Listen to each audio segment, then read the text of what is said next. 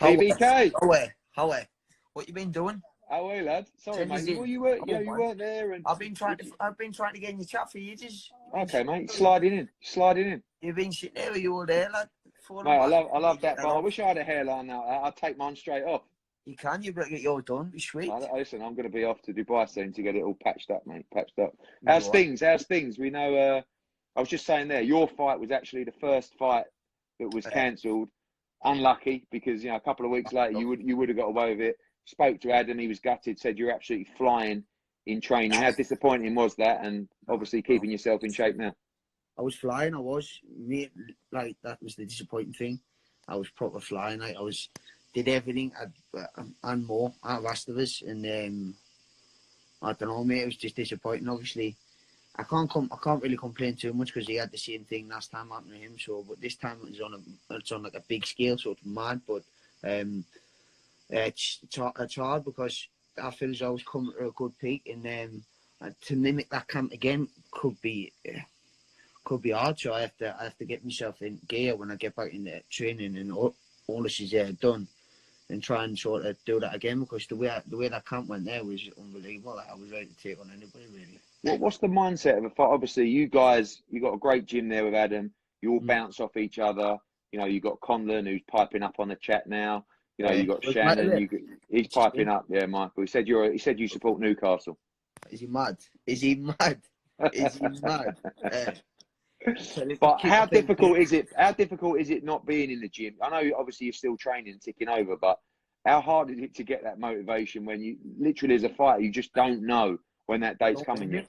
So I'm saying, and like, if you think about it, we're gonna at the end of this, you're gonna have what? Say you're talking 8, maybe 12 weeks of not being in the gym, and then you've got to come in to the gym and you've got to try and make a quick turnaround for a high grade fight. It's going to be hard work. I mean, I feel as though personally it could need another camp, because to come in at a level which is a European level, it's at one step away from a world title, is big. So I feel as though I probably need another camp when I come back, and that's a disappointing thing, because it's not just set us out for a couple of weeks, and it's not being postponed for that long. It's going to be postponed until, like you said, until summertime or somewhere at the end of the day. It could be further, we don't know. Like you say, it's absolutely, it's a nightmare, man. I said that fight, one of the fights I was looking forward to the most. Everyone was talking about that fight as well.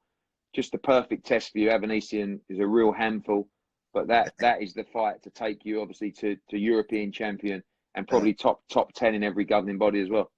Yeah, mate, it's mad. That fight just elevated, and with the platform we've got, like after that fight, you never know what happens. You never know who's gonna pop their heads in and say, "Listen, I want to fight." Do you know what I mean? So it's a massive step up, but at the same time, it's a massive gain. And I think everyone knows now what sort of fighter David Avanesyan is, because I don't think the casual fans truly knew who he was back in the day and didn't give him the credit he was due. So he's a quality fighter, man. But look, all these tunes coming in. He's keep off here when I'm there. Get off the boys.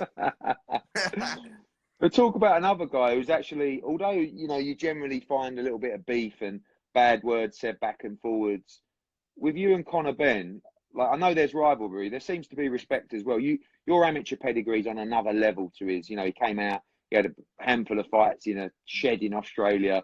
He came out of his old man's names, grafting well. People starting to see the improvements with him now. People starting to give him a genuine chance to beat you, or even be in a competitive fight with you as well.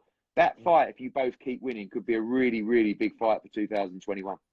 Oh, mate, lovely fight. I'd love that fight.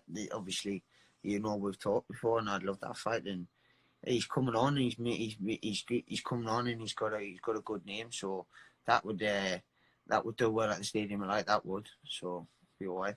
Also, one fight that's been sort of teased in the past. We know you are different weight classes, but you against Ritson, I can't help thinking, has all the ingredients. I mean, you got obviously, and one of the issues with, we know he has a massive support up in Newcastle. You got your support in Sunderland as well. It's sometimes difficult to stick you both in the arena there in Newcastle, but to do that fight, I mean, whether Lewis moves up from 140, you come down a pound or two or whatever, but I just feel that, in terms of, for the region, you against Ritson, I mean, if you can both get to world level as well, it's a monstrous fight.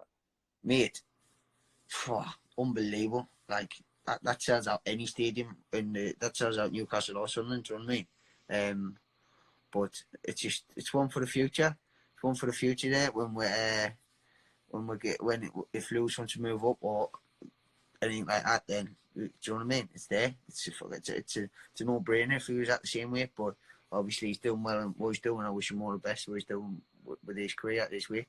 I'm just going to throw a couple of fights around your division. I'd just like to get your opinion on a few things. Talking about Conor Benn, right. Do you believe he beats the likes of Johnny Garton, the likes of Chris Jenkins now? Or do you think they're still risky? They're all tough, risky fights. I mean, Conor's game, and like you said, he wants to fight people now. He's saying, listen, I want to fight these guys. So when he gets in the ring with them, we'll just see what unfolds, because it's about testing yourself at the right time. I believe it is the time now that he needs to step up and have one of them little sort of tests, like as a name. Do you know what I mean?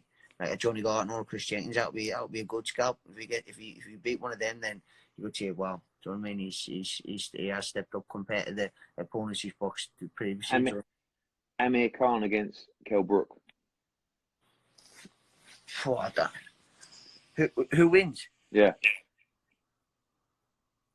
I couldn't even tell you. I mean, Brook's obviously been busier for now, but mate, I don't know. I wasn't sure. Kell Brook, Liam Smith. I'd have to go Liam Smith for that one. Oh, yeah. I'd have to go Liam Smith just because his toughness and he's just his grade of. I feel as though he's got that grade and he's cut through at that weight. He's tough, isn't he? He's a tough come forward fighter, him, and it'll be a hard fight for Kell. Two good fights.